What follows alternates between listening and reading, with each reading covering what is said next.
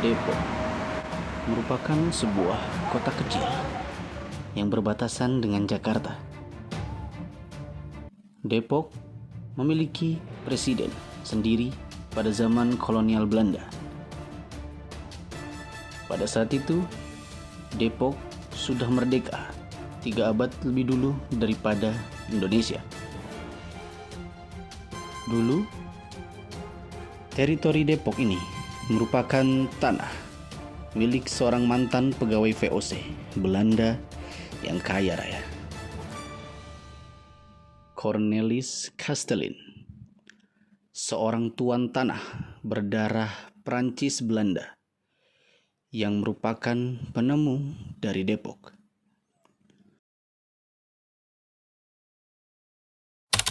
Sastlen itu adalah keluarga Sastlen adalah keturunan Protestan Kristen yang taat. Ya. Oleh karena itu, ketika bekerja di VOC, dia selalu mengaplikasikan iman Kristianinya. Ya. Pada puncaknya, ketika Gubernur Jenderal pada waktu itu adalah Gubernur Jenderal Kamphuis, ya, yang juga memiliki pemikiran yang sama dengan Sastlen, maka mereka berdua kemudian menerapkan yang namanya politik etis. Politik etis yaitu politik yang menghargai kaum pribumi.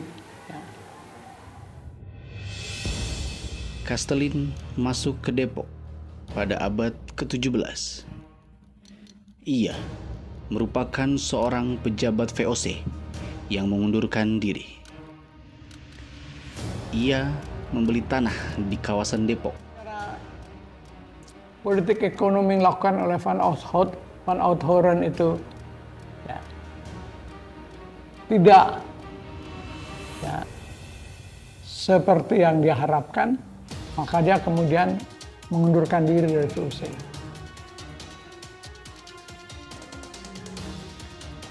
Ia membeli tanah di kawasan Depok. Dan tak hanya Depok, ia juga membeli tanah Serengseng dan Lenteng Agung. Cornelis menjadikan Depok sebagai perkebunan ladang. Untuk mengelola perkebunan, Castellin mempekerjakan 150 orang budak yang dibeli dari wilayah Indonesia Timur. Hubungan antara Castellin dengan para budaknya tidak selayaknya hubungan antara majikan dan budak, melainkan lebih bersifat patron-client, hubungan kerja antara bapak dan anak. Sebagai penganut Protestan yang saleh dan puritan, Castellin merasa terpanggil untuk mengembangkan agama tersebut. Tanah yang dibeli Castellin di Depok, Mampang, dan Karanganyar dihadiahkan kepada para budaknya. Jumlah yang dibebaskan berkisar 150 orang. Tetapi mereka diharuskan memeluk agama Kristen Protestan sampai mereka tamat. Nah, ketika mereka tamat, ya kami sebagai orang Kristiani percaya bahwa ada pekerjaan Roh Kudus, ya. Sehingga mereka mengerti isi Alkitab itu dan mereka memberi diri dibaptis menjadi orang Kristen, termasuk Baprima Rasul. Nah, kemudian pada tahun 1700 Sastlen mengangkat Baprima Lukas menjadi pemimpin umat Kristiani kaum Depok.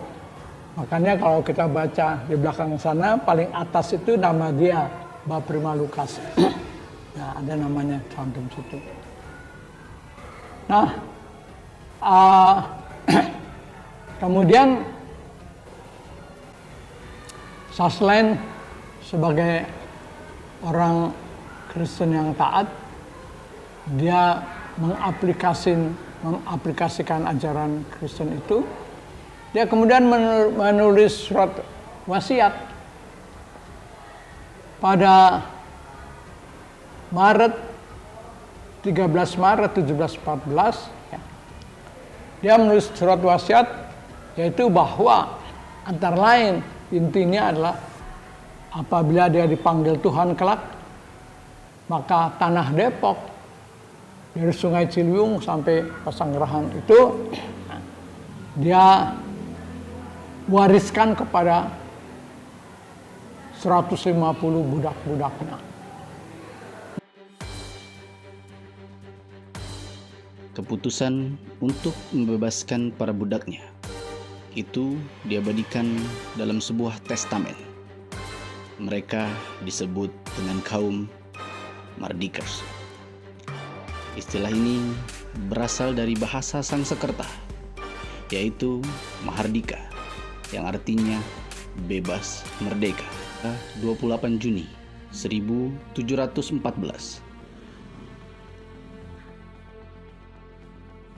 Cornelis Castelin meninggal dunia.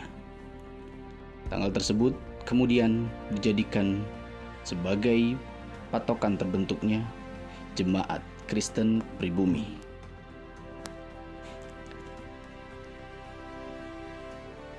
Sebuah wilayah yang berdaulat. Depok tak hanya punya batas wilayah. Depok juga punya gedung pemerintahan sendiri. Gedung itu dibangun di Kerkstad, yang berarti jalan gereja dalam bahasa Belanda. Karena di sana ada gereja yang kini dikenal sebagai Rumah Sakit Harapan. Di pusat pemerintahan tersebut berdiri kokoh Tugu Cornelis Castelin.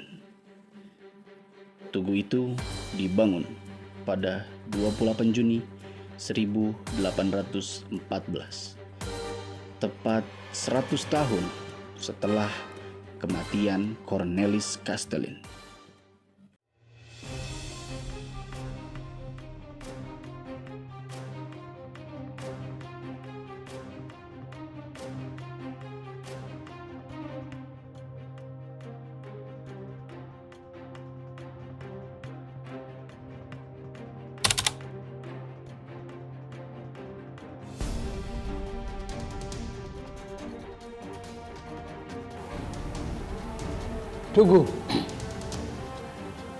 Tugu Saslen itu dibangun dalam memperingati 200 tahun wafatnya. Saslen wafat 28 Juni 1714. Ketika dia wafat, para budaknya dikumpulkan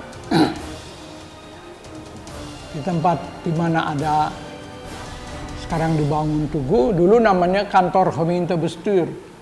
Gemeentebestuur adalah pengurus komunitas para budak pada waktu itu.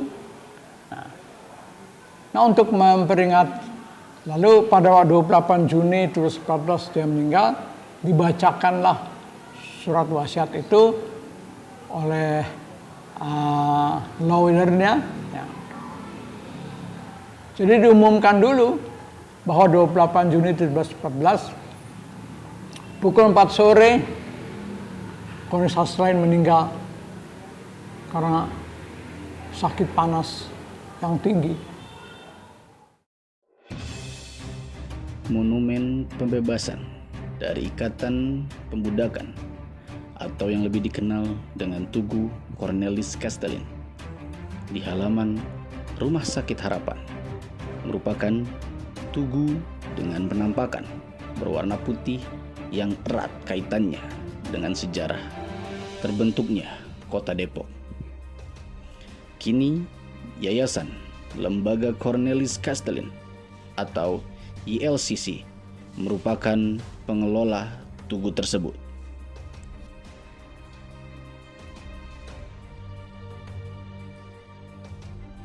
Masyarakat Depok terus berkembang sampai beralih ke sistem demokrasi di tahun 1913 dan pemilihan presiden pun dilakukan di gedung pemerintahan yang kini telah berubah menjadi Rumah Sakit Harapan.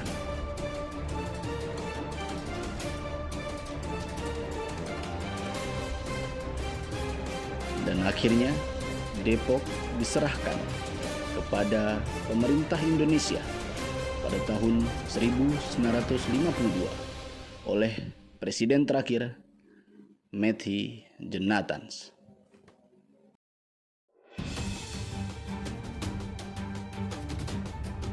Tugu Cornelis Castellin pernah dihancurkan pada tahun 1960 karena dianggap berbau Belanda. Kemudian tulisan yang tertera di sana sebenarnya bukanlah sesuatu yang kontroversi. Itu adalah perkataan Sastuen yang dia tulis di surat wasiatnya. Dia katakan ketika di surat wasiat itu dia jelaskan ya, yang menjadi milik budak-budaknya adalah tanah di Pesanggerahan, tanah di Mampang, tanah di Depok, dan tanah di seberang Sungai Ciliwung. Dia katakan ya, karena budak-budaknya kan menjadi Kristen. Dia katakan harapan saya ke depan bahwa di tanah saya ini ya akan berkembang umat Kristiani yang sejahtera. Isinya adalah seperti itu.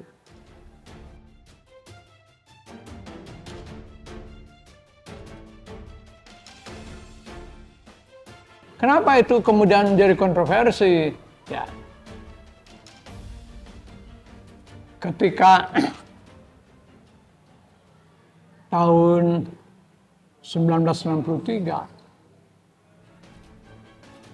yaitu ada euforia nasionalisme yang begitu tinggi yang dikobarkan oleh Bung Karno dalam rangka merebut Irian Barat. Ya. Irian Barat pada waktu itu kan dikuasai Belanda.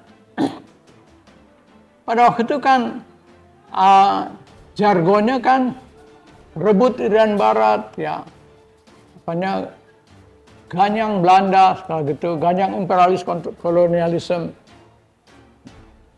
Lalu pemuda-pemuda yang terbakar oleh semangat itu teringat akan ada tugu Cornelis Castellin di sini. Kami nggak tahu dari mana mereka datangnya, ya. Mereka kemudian menghancurkan tugu itu. Saya sebagai saksi mata, saya masih melihat. Pada tahun 1963 tuh, saya SMP kelas 1. Ya.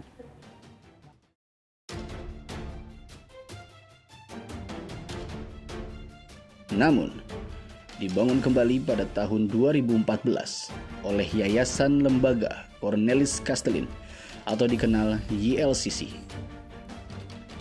Tugu Castellin yang baru ini dibangun serupa dengan tugu yang dihancurkan sebelumnya. Hanya saja, di Tugu Castellin yang baru tidak ada plakat atau tulisan sama sekali. Menurut Ferdi Jenatans, salah satu turunan dari Belanda Depok, hal ini merupakan hasil dari proses tarik-menarik dengan Pemkot Depok.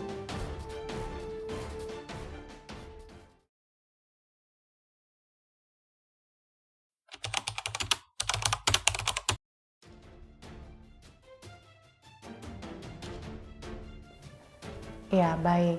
Tentu saja kalau kita buka lagi Undang-Undang Nomor 1 Tahun 99 tentang berdirinya Kota Depok, di situ termasuk juga mempresentasikan atau memaparkan tentang sejarah berdirinya Kota Depok. Sebuah kota berdiri tentu saja bukan simsalabim ya, bukan terlalu jonggrang. Jadi artinya ada unsur-unsur yang di awalnya memang sudah menjadi identitas daerah tersebut. Nah, seperti kita ketahui bahwa Cornelis Kastelin itu memiliki sebagian dari tanah yang ada di Kota Depok. Dengan sejarahnya dia membebaskan 12 budak atau 12 marga dari budak yang akhirnya dia perlakukan seperti keluarga dan diberikan hak untuk tanah-tanah di sekitaran Kota Depok. Dan salah satunya memang di kawasan, kalau kami menyebutnya kawasan heritage Jalan Pemuda itu sudah ditetapkan pada tahun 2019 sebagai cagar budaya. Jadi kalau kita kulas lagi kenapa setiap daerah itu didorong untuk menetapkan cagar budaya yang dimiliki, karena didasarkan dari Undang-Undang Nomor 11 Tahun 2010 tentang cagar budaya. Setiap daerah dapat menetapkan identitas atau sejarah di wilayahnya yang bentuknya benda. Jadi ada warisan budaya benda, yaitu cagar budaya, dan ada warisan budaya tak benda atau WBTB. Contohnya misalnya makanan, tradisi, tarian, pakaian. Nah, itu ya yang bentuknya bukan benda secara fisik 3 dimensi begitu. Nah, jadi dengan semangat itu maka pemerintah Kota Depok sampai dengan tahun 2022 telah memiliki 15 cagar budaya yang ditetapkan dengan surat keputusan wali kota.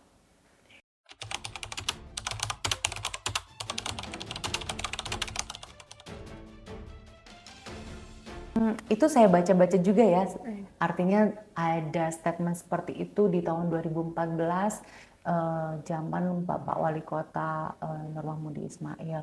Tapi saya pikir statement seperti itu hanya sepihak ya. Artinya kalau misalnya kita boleh gali kembali, ada hal-hal yang konotasinya menjadi berbeda ketika ada kalimat menentang atau belum mengurusi gitu ya. Jadi memang pemerintah ini tugasnya urusannya banyak. Ada urusan wajib dan ada urusan pilihan. Terkait dengan kebudayaan ini menjadi urusan pemerintah kota juga. Kalau dilihat tadi berdasarkan Undang-Undang Nomor 11 Tahun 2010 tentang cagar budaya, pemerintah Kota Depok baru pada tahun 2018 menetapkan satu cagar budaya, yaitu Rumah Tinggi atau Rumah Tua Cimanggis. Ya, nanti mungkin Nengnya bisa lihat jalan-jalan ke sana ya. Kemudian pada tahun 2018 itu 2019 ada sekitar sekitar 9 cagar budaya yang ditetapkan berdasarkan SK Wali Kota nomor nomor 643/417 KPTS Disporiata HUK 2019. Ini salah satunya adalah Rumah Sakit Harapan Depok yang setahu saya sepengetahuan saya, Tugu Cornelis Kastelin itu ada di depan atau di mukanya Rumah Sakit Harapan Depok. Memang kalau lihat per hari ini, baru kemarin saya melintas di sana, kondisi Rumah Sakit Harapan Depok ya menyedihkan sih ya, gitu ya. Tapi harapannya begini, kalau ada komunikasi antara Yayasan Lembaga Cornelis Kastelin atau YLCC, sekarang di bawah pimpinannya Pak Boylun, dengan kami pemerintah kota melalui Disporiata, khususnya bidang kebudayaan dan pariwisata, kita bisa mungkin Karena gini, kalau cagar budaya itu kewajiban pemerintah setelah menetapkan adalah melakukan pelindungan, pengembangan, pemeliharaan. Jadi ketika kondisi secara fisiknya itu sudah kurang memadai, dengan komunikasi saya pikir bisa ya, karena bentuk-bentuk bantuan pemerintah itu bisa dari dalam bentuk hibah atau bantuan uang ya, stimulan. Nanti mudah-mudahan ada komunikasi lebih aktif antara dinas kami dengan YLCC supaya keberadaan dari cagar budaya bukan hanya Tugu Cornelis ya, karena dia adanya di halaman Rumah Sakit Harapan Depok yang saat kondisi sekarang itu sudah tidak beroperasi, tapi ada juga SMP, kemudian ada juga gereja, ada rumah pendeta, ada tiang listrik, ada juga jembatan Panus. Tadi saya sudah sebutkan rumah tua Cimanggis, kemudian beberapa lainnya lagi yang jumlahnya sekitar 15 sampai dengan tahun 2022. Bahkan tahun ini pun kami juga sedang menggali kembali cagar budaya apa saja, apalagi yang ada di Kota Depok. Karena ada syarat-syaratnya tentu ditetapkan menjadi cagar budaya itu minimum usianya itu 50 tahun. Tapi syarat yang lebih detail lagi itu adalah tidak ada perubahan fisik. Gitu ya. Jadi ketika dia usianya sudah 60 tahun, tapi pernah disemen gitu. Atau pernah ditambahin ornamen apa, sehingga bukan lagi seperti aslinya itu tidak dapat gitu. Makanya waktu rumah tua Cimanggis itu kondisi awalnya itu kita tetapkan dulu tuh 2018 menjadi cagar budaya. Setelah itu dilakukan revitalisasi atau pembangunan ulang secara keseluruhan. Nanti kalau nengnya jalan-jalan ke sana atau kita mau antar dengan odong-odong keren, mobil oren kami itu adalah bis wisata yang disediakan oleh pemerintah kota secara gratis ya, karena kami siapkan tour guide-nya dan drivernya, jadi udah nggak usah mikir mau jalan-jalan tujuannya kemana, tinggal bilang ke kita, nanti kita antar ke destinasi-destinasinya secara gratis. Itu nanti bisa dilihat bahwa sekarang itu udah bersih, indah, dan tapi look-nya tetap asli. Bahkan catnya, ubinnya gitu, pintunya, warnanya, bebatuannya itu dibuat sama persis, memang harus sama persis dengan kondisi aslinya sebelumnya. Gitu ya. Jadi kalau misalnya tadi terkait dengan Tugu Cornelis Castellin, statement saya adalah bukan karena tidak mau atau menentang, tetapi pada saat tahun yang disebutkan itu 2014, kita belum menetapkan Rumah Sakit Harapan sebagai cagar budaya. Jadi per tahun 2019 sebenarnya 4 tahun yang lalu sudah ditetapkan sebagai cagar budaya, maka jika ada komunikasi kebutuhan-kebutuhan untuk pelestariannya, pelindungannya, pemanfaatannya, mangga silakan dapat menghubungi kami untuk berkomunikasi lebih jauh lagi terkait dengan hal-hal yang dapat pemerintah Kota Depok lakukan untuk pelindungan, pemanfaatan, pengembangan dari cagar budaya yang sudah ditetapkan.